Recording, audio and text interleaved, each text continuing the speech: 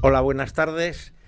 Estamos en los estudios de Informa Radio, en la calle La Gasca 79. Estoy en el estudio acompañado, como siempre, por Ana Camacho. La primera vez que nos acompaña en este programa, Carlos Paz. Y hoy recibimos a nuestro invitado de honor, un viejo amigo. Digo viejo por el tiempo que hace que nos conocemos, no porque sea viejo, porque yo creo que es bastante más joven que yo, sí, ya veremos. Hola, Severo. Severo Moto nos acompaña hoy y nos parece importante empezar este programa de Informa Radio prestando atención, que hace mucho tiempo que no hablamos de Guinea Ecuatorial, prestando atención a Guinea Ecuatorial, que es un país que, bueno, pues que llevamos en el corazón por las vinculaciones que históricamente España ha mantenido con este territorio del África Ecuatorial.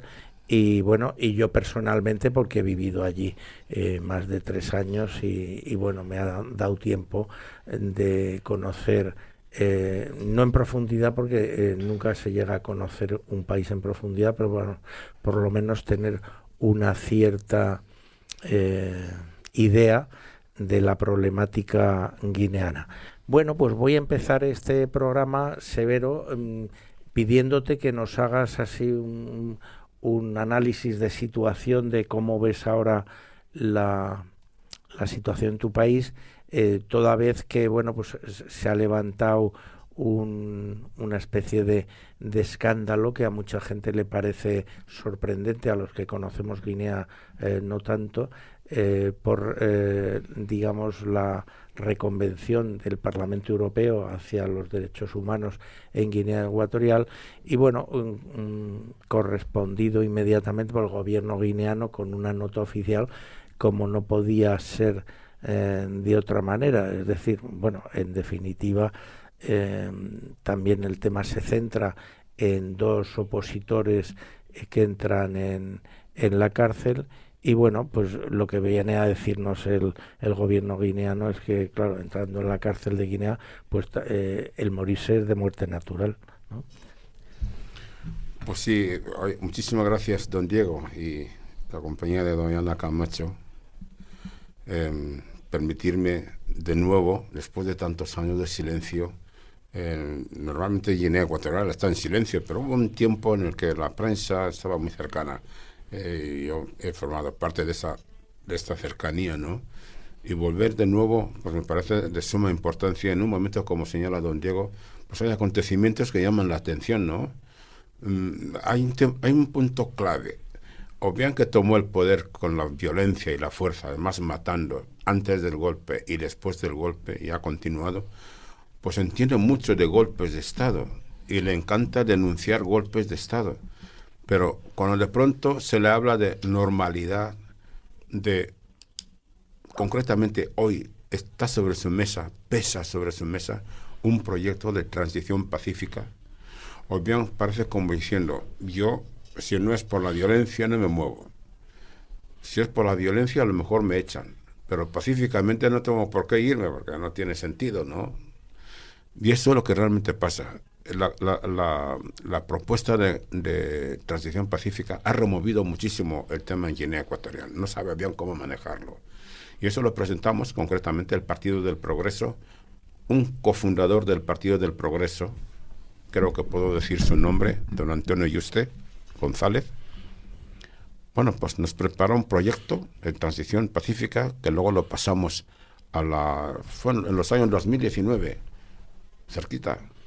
Se lo pasamos a dos organizaciones, una el Club de Madrid, creo que se llama, y el CIPAC de Toledo.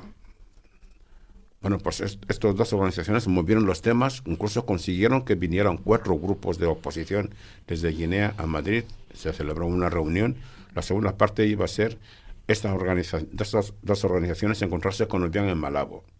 Y el tercer paso iba a ser un encuentro, posiblemente en Suiza, entre la oposición y el gobierno, con su partido, el PDG, para que se formalizara de alguna manera un diálogo para la apertura democrática y para una transición pacífica. Obiang inmediatamente rechazó el proyecto, además con un programa que hizo firmar a los que vinieron de Guinea a Madrid, rechazando el proyecto. Y ya puestas en esta línea, el problema es que el tema ya estaba pues, bastante internacionalizado, ¿no? Los Estados Unidos tenían el proyecto, la Unión Europea, Nigeria y algunos países, y la Unión Africana también. Y se celebraron una serie de reuniones en las que, bueno, pues Obiang mostraba, porque su explicación es, el país disfruta de una paz reinante. No tiene sentido hacer nada diferente porque el país ya funciona. Bien, pues ni los Estados Unidos, ni la Unión Europea, ni la Unión Africana le han dejado en paz. Entonces, yo lo que digo, Obiang no sabe cómo reaccionar si no hay violencia. ¿Qué es lo que sucede? Bueno, eso también es un poco lógico viniendo de un tirano, ¿no? Claro, y eso a nosotros nos parece normal, además lo vemos casi con cierta compasión, porque es muy importante. Su hermano Armengol Ondó le venía diciendo, incluso su propia mujer, la Constancia, vámonos, que ya está bien. Y creo que Armengol le dio una buena paliza. Y su mujer se tuvo que retirar durante un tiempo a su pueblo porque también le soltó una buena paliza, como diciéndole que ya no le quieren y que quieren a otras personas para que gobiernen. Luego creo que fue el arzobispo, que luego fue asesinado, el que pidió a la mujer que volviera con su marido, en fin, porque están casados canónicamente. Pero al final es el propio Armengol el que le ha dicho, si nos vienen y nos echan a la fuerza, pues no podemos hacer nada. Pero si no vienen, ¿por qué no vamos a ir? El miedo profundo que tienen a ser juzgados, a que se les quiten todos sus bienes, a que todo lo robado pues se devuelva, si es que se puede devolver. Bueno, para nuestros oyentes tengo que decir que Severo Moto ha sido históricamente el líder del Partido del Progreso, ahora actualmente creo que ya no, pero ha sido el líder del Partido del Progreso, es de la etnia Fang, como el presidente ecuatoguineano, lo que pasa que es del clan de Niefan, ¿no? Bueno, no sé si en Niefan hay un clan. Bueno, bien, lo había antes, lo había antes. Pero vamos, que hay siempre tradicionalmente en Guinea ha habido una rivalidad entre los clanes de sí. Hay dos temas que creo que son candentes hoy por hoy. Yo no sé si soy o no soy líder, si lo he sido o no lo he sido. Soy fundador del Partido del Progreso. Del Partido del Progreso y presidente hasta que Obiang se enteró de que había un proyecto de transición pacífica y yo estaba en medio. Y pidió que, como condición, que yo dejara el partido. Y propuso a Armengol Ngonga. Sí, como condición, pero sin meterse en el tema de la transición. O sea, que únicamente fue una condición para cumplir por vosotros, no por él. Armengol Ngonga, que hasta entonces era vicepresidente del Partido del Progreso, no es cofundador fue Donato Ndongo.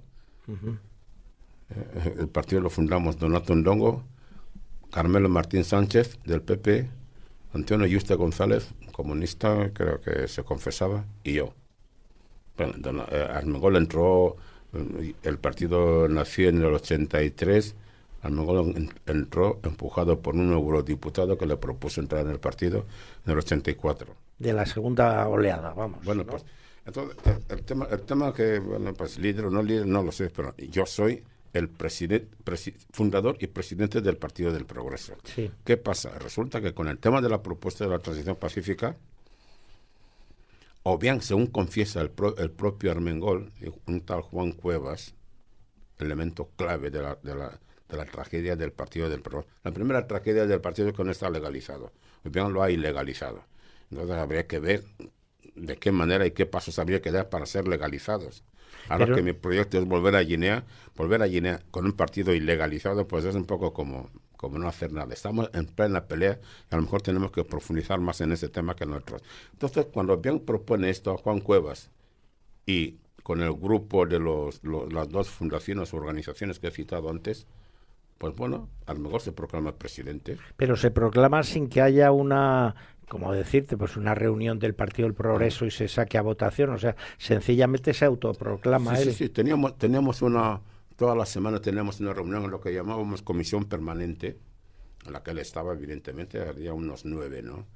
Y bueno, en esa comisión permanente se plantea el tema de que a lo mejor, en principio me piden yo no entré en la reunión de Toledo, cuando vinieron los partidos de Guinea. O sea, que te ausentes, Yo dije, bueno, ¿no? pues no, ya está el vicepresidente, no hay ningún problema, que represente los demás tenían sus presidentes. Pero a mí me pidieron, tanto Juan Cuevas, que este nombre para mí es clave para lo que es la tragedia del Partido del Progreso. Sí, Un hombre que siempre me pedía que había que saber manipular las cosas.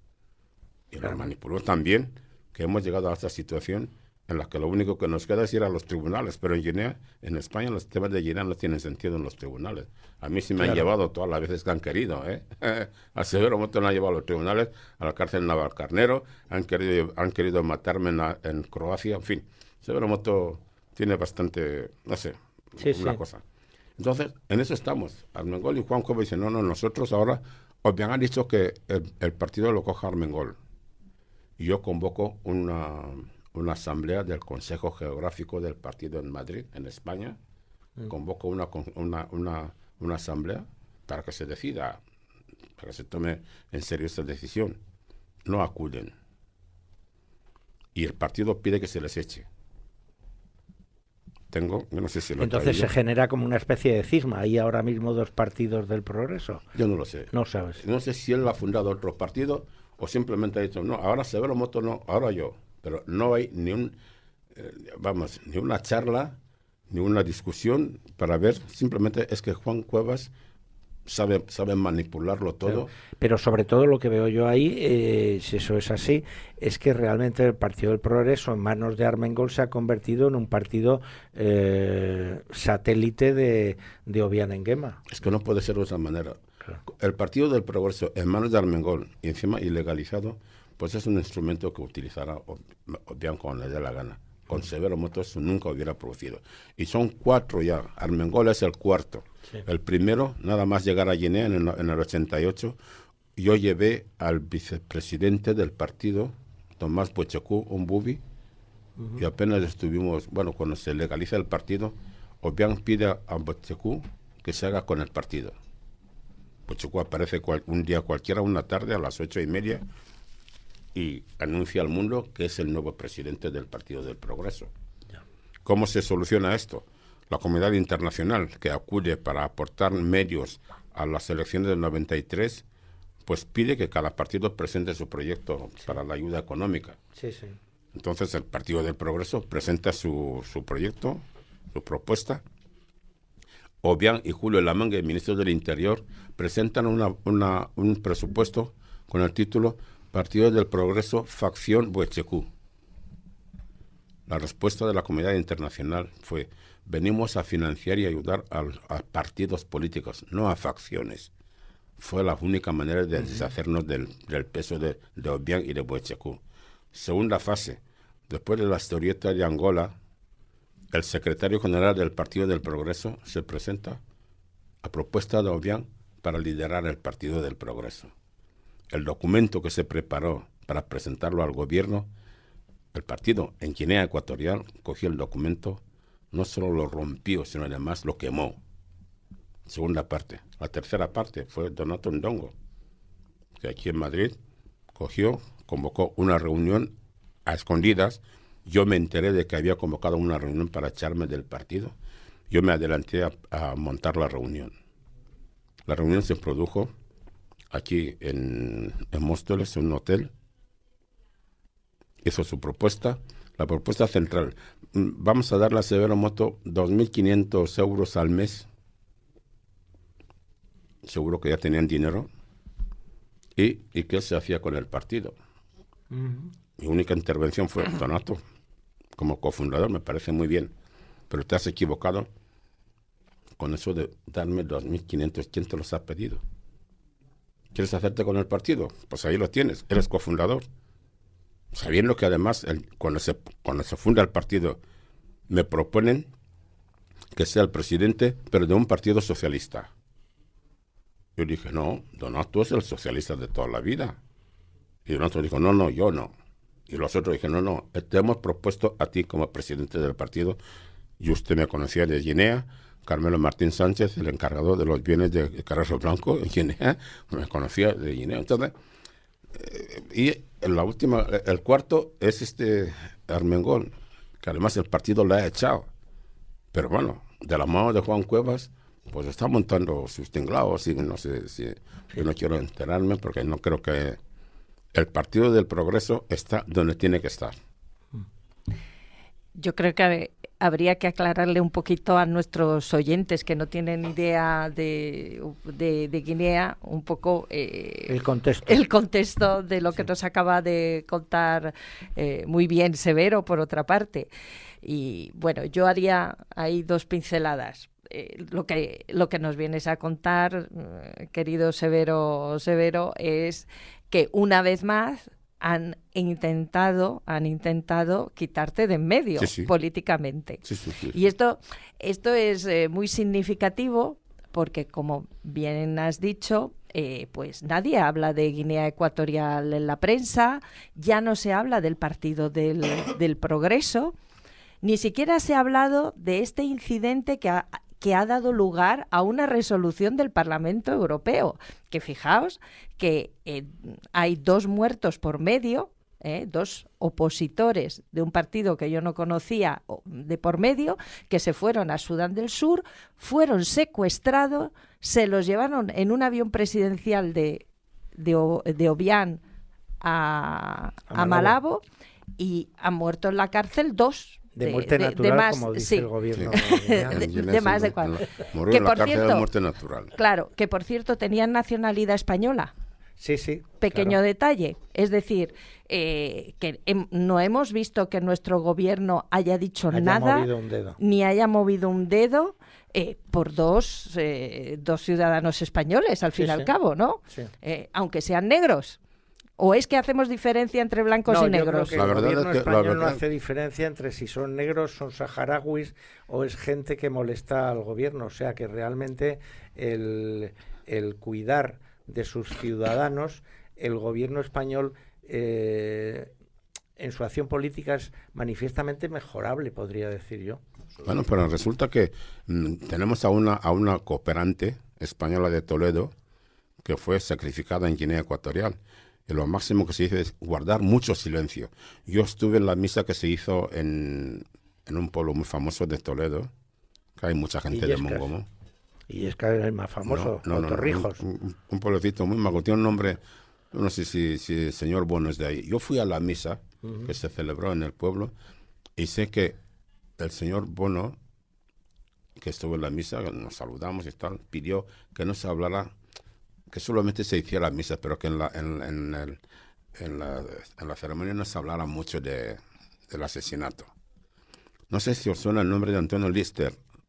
Sí. ¿Español? Hace tiempo. ¿Qué hizo España por su que murió asesinato? A pie de un avión de pero sigue con el contexto que es muy interesante para nuestros oyentes.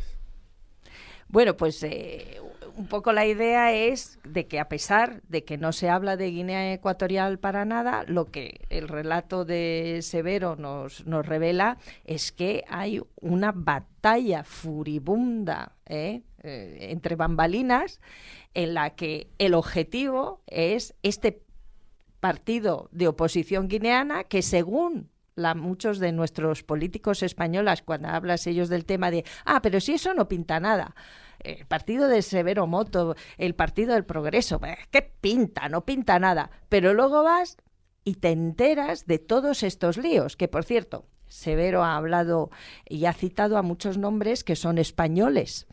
Bueno, pues es verdad que los guineanos también tienden a tener nombres españoles, pero es que Severo Moto, cuando creó en los años 80 por primera vez este partido... En el 83 ha dicho, ¿no? 83 salió a la luz en el 83, pero nació, se cuajó, yo llegué a España de exilio 81, y el partido se empezó a trabajar en el 82 y lo sacamos a la luz en el 83. Claro, Obiang da el llamado golpe de libertad contra su tío Macías, al que luego ejecuta en el 79.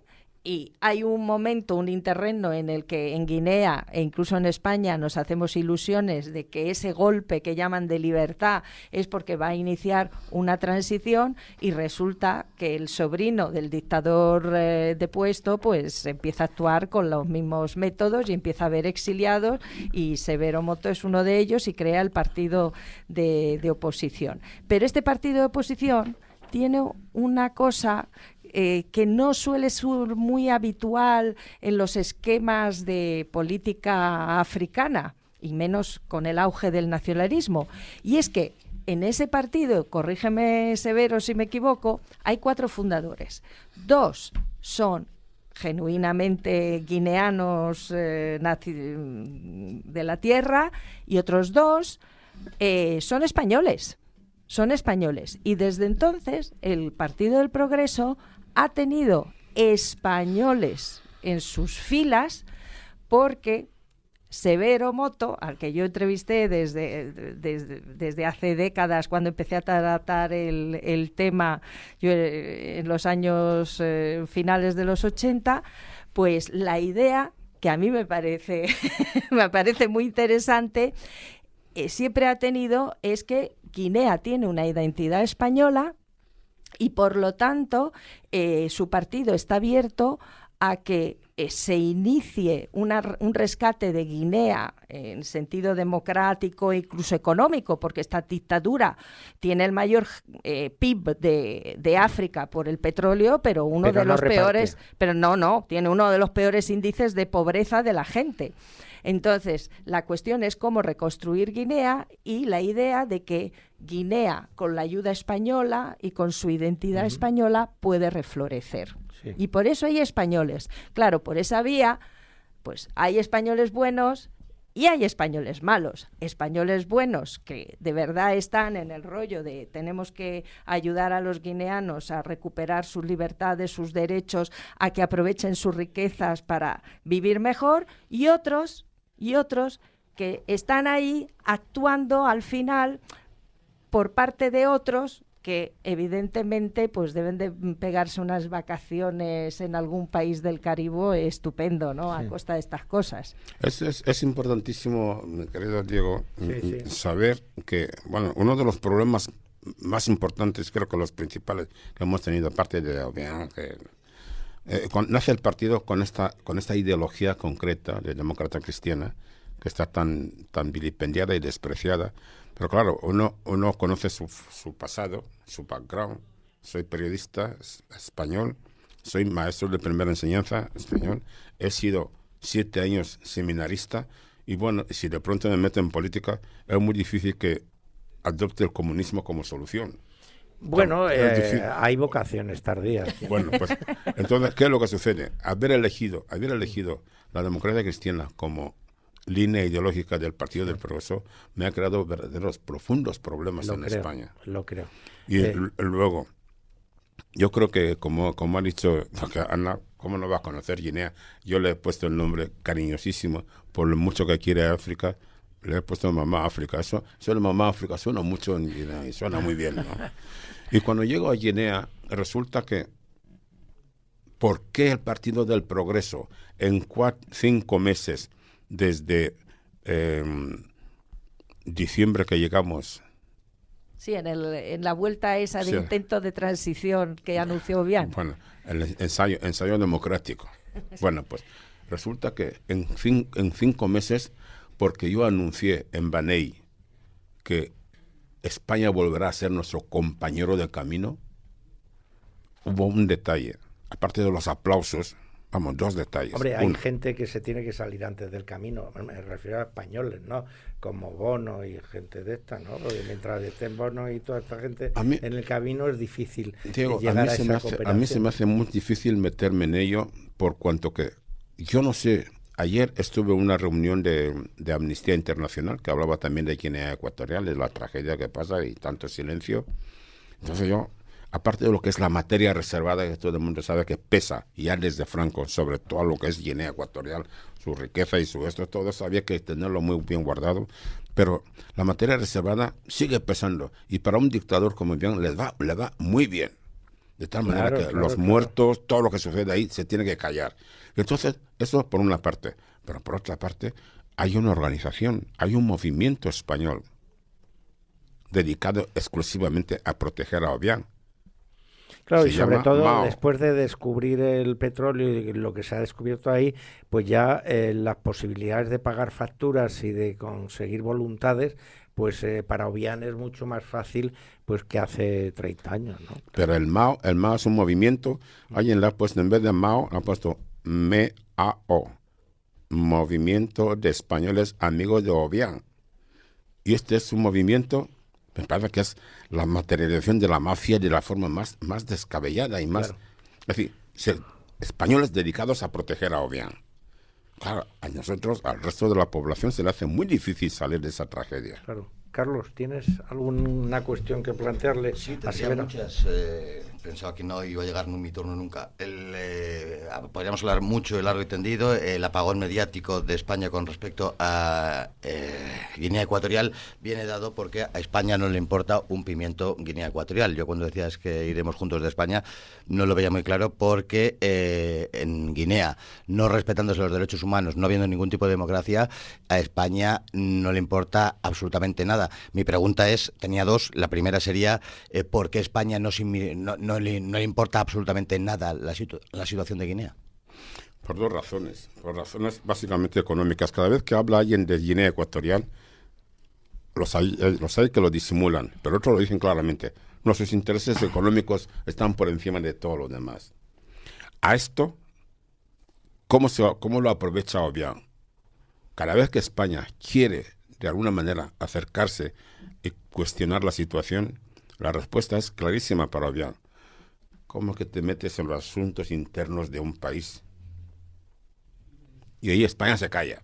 Hombre, teniendo sobre todo cuando ha tenido en épocas a ministros que han colaborado al blanqueamiento del régimen guineano. Es decir, aquí ha habido ministros que han invitado a Obiang y han tratado de que firmara el libro del Congreso los diputados y cosas de estas. Es decir, todo a cambio después de, evidentemente, de favores económicos o materiales a estas y al calor de esta pregunta, la segunda, que creo que se complementa, está rodeada de países francófonos, Guinea Ecuatorial, y no está Francia inmiscuyéndose en la cuestión de Guinea, es decir, Guinea nos está lanzando más al lado francófono y olvidando el trasfondo histórico español. No. Bueno, la verdad es que en Guinea la población sencilla ni habla bien el francés ni habla bien el español. O sea que no se ha inclinado a ninguna de las partes, porque desde que entró Macías cortó el contacto cultural y de civilización con España y se perdió, pues eso, que si Rusia, que si China, que si Cuba, Corea del Norte, pero tampoco se ha perdido en lo que es la francofonía. Otra cosa es que en el año 86, creo que fue en el año 86, 84, la reunión de la Granja. Sí. 84. Pero yo no veo a Francia tan ocupada de Guinea Ecuatorial como simplemente evitar que Guinea sea diferente a todo el contexto que le rodea. Vamos, yo eso sí que fui testigo personal. Yo entonces estaba en Guinea destinado cuando Felipe González gana las elecciones en 1982. Automáticamente la directiva de la política exterior española referente a Guinea Ecuatorial es pasar por Francia, es decir, dejarle a Francia la iniciativa política, la influencia política en Guinea Ecuatorial. Por eso lo preguntaba. Y no plantear nunca a Francia un problema de diferente visión que se había dado en la breve etapa que había habido con Suárez Calvo Sotelo. Ahí. Es importante que uno de los temas, las razones por las que España pasa a Guinea Ecuatorial a Francia, es para que Francia le abra paso a la Unión Europea, que todavía no estaba muy integrada España en la Unión Europea, y que pare el tema, la protección a ATA. Son dos razones por las que en la comilona de de la granja de Segovia entre el ministro español Exteriores y el de Francia, pues llegan a este pacto. Pero lo que era sí, Morán entonces el ministro Fernando Morán. Sí. Yo recuerdo que salió la noticia, además públicamente, y yo escribí un artículo en El País, y Morán me contestó así sencillamente: ya sabía que a nuestros amigos guineanos no les gustaría este tema. Fue la única respuesta que dio Morán. Cuando hablamos de España, a uno le da mucho miedo porque te presentas como un enemigo. Nada más lejos de mi deseo. Ayer estuve con una periodista, más que periodista, una abogada, hermana hija de Jones, y estaba casi llorando del vacío de España. Y cuando yo dije España volverá a ser, el deseo del pueblo a lo mejor no coincide con el propósito o con la gana de España, pero está ahí, y yo acerté. Y fueron 4 de Mongomo, después de esta reunión, de Mongomo, y me dijeron con una sinceridad profunda: porque tú has dicho que España volverá a Guinea, yo vengo a afiliarme a este partido. Porque vosotros solos no podéis con este país ya. Para nuestros oyentes, Mongomo es, dentro de la etnia Fang, es el clan dominante políticamente en Guinea Ecuatorial. Entonces está el clan Mongomo, que es al que pertenecía Macías, y por supuesto al que perteneció Obiang Nguema.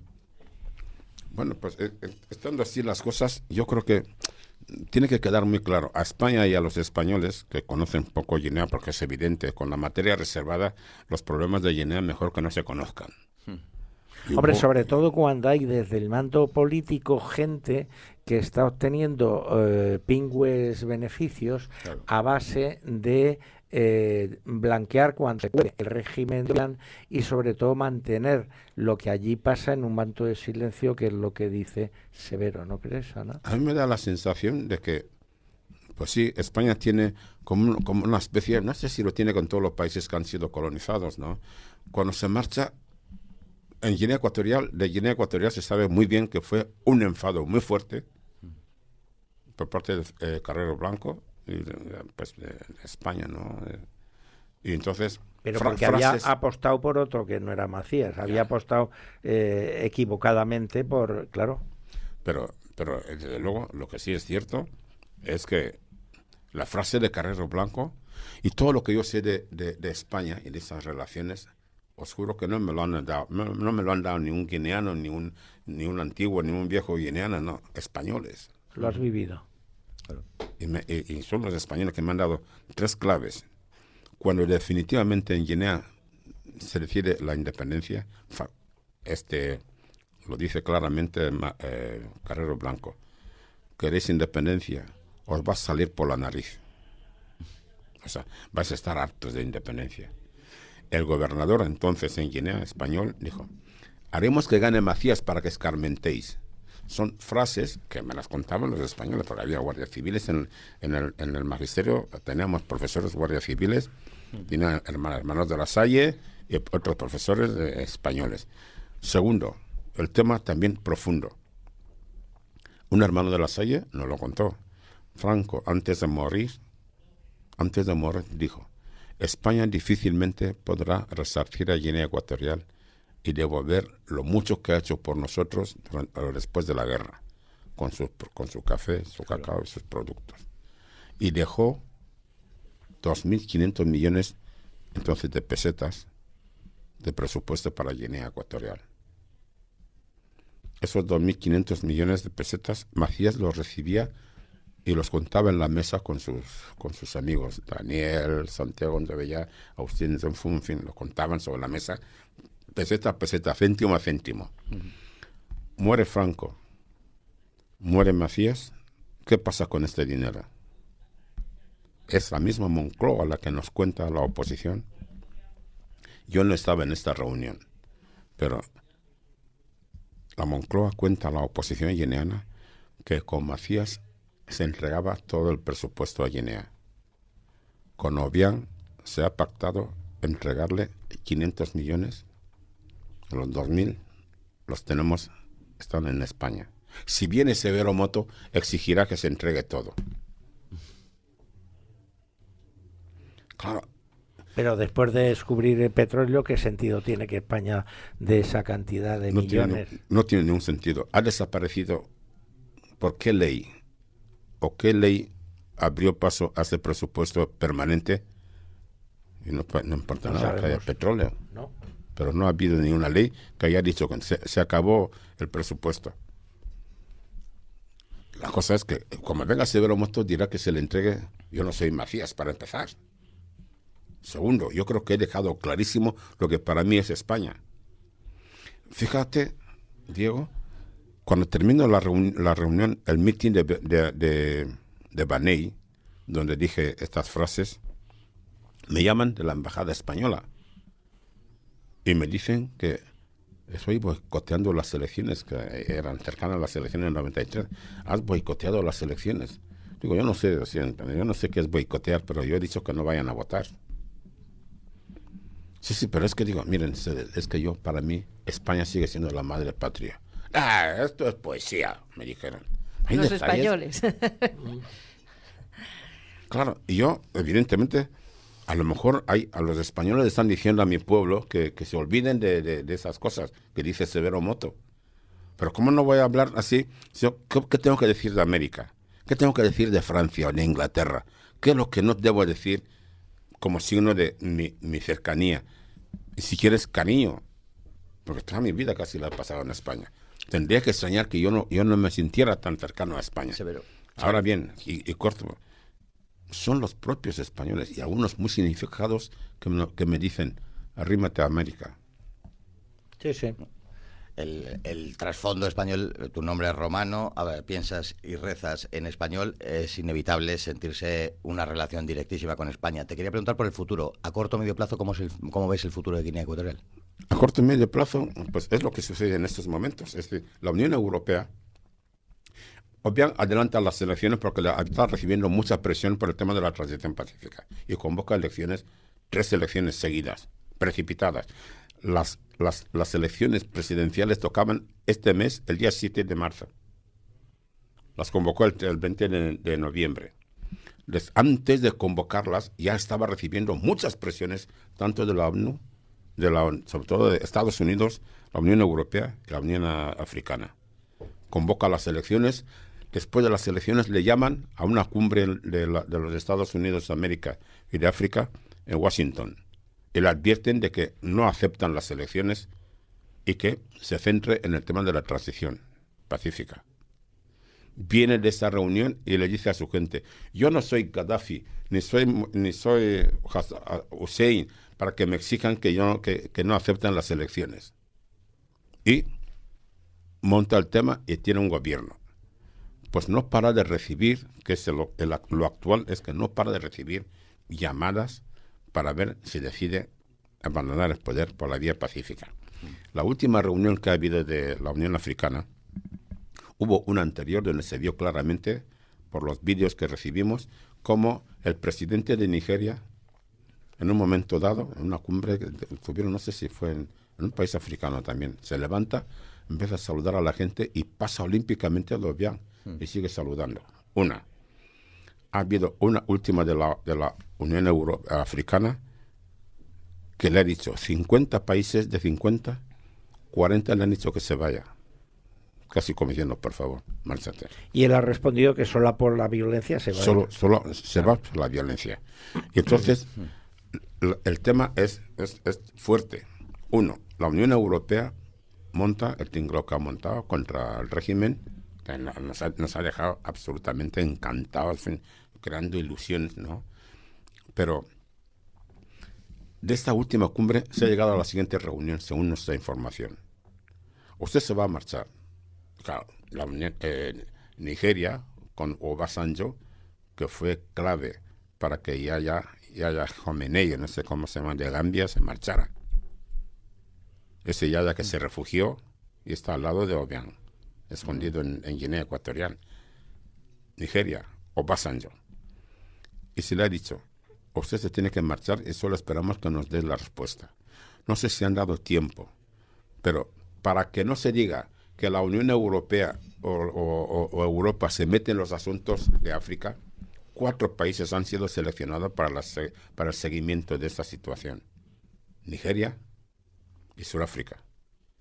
Bueno, vamos, los 2 nombres que más conocemos, Nigeria y Sudáfrica, que son las 2 grandes potencias africanas, ¿no? Claro. Que en cualquier caso, si se retrasan, lo que no nos han dicho, ¿qué margen de tiempo le han dado a Obiang? Si se retrasan, la Unión Europea está dispuesta a intervenir. ¿De qué forma? Bueno, pues habrá que hacerlo como lo quiere Obiang. Muy tibia. Pero es difícil que la Unión Europea intervenga militarmente, vamos. Bueno, pues un golpe de Estado, ¿por qué necesariamente tiene que golpe pasar de Estado, por cortar el cuello a alguien? Ya. Si a Jamenei no le mataron.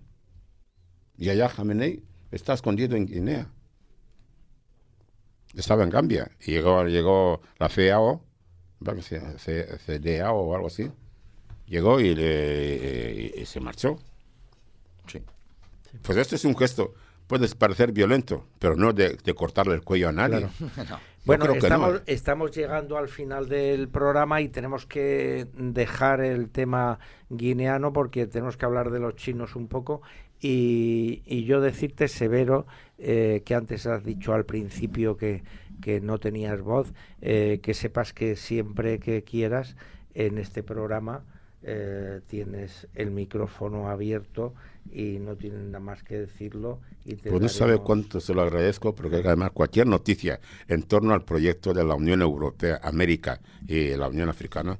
Esta mañana acabo de recibir que el señor Jordi Casas ha preguntado a la Unión Europea cuándo comienzan a ejecutar las resoluciones que han tomado en su cumbre, o sea, que en la asamblea. O sea, queda mucho mejor lo de en la palabra de implementar más que la de ejecutar, porque vamos a implementar, sí, para ser finos, ¿no? Bueno, pues entonces muchísimo. Te agradezco muchísimo, Severo, que hayas venido al programa y ya sabes que la invitación a volver de Ana y mía pues queda abierta cuando tú quieras. No tienes nada más que decirlo y te hacemos un hueco en cualquier momento. Encantado y muchísimas gracias. Yo sabía que esa puerta se me iba a abrir.